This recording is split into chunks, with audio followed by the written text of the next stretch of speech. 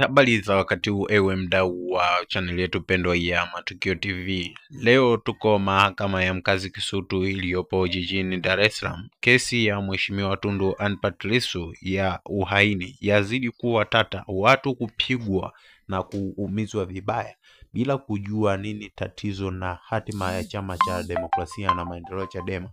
Ewe kama mdau wetu wa channel hii ya Matukio TV, usikose kutusubscribe ili usipishane na taarifa mbalimbali zinazoendelea kujiri hapa nchini Tanzania na nje ya mipaka ya Tanzania.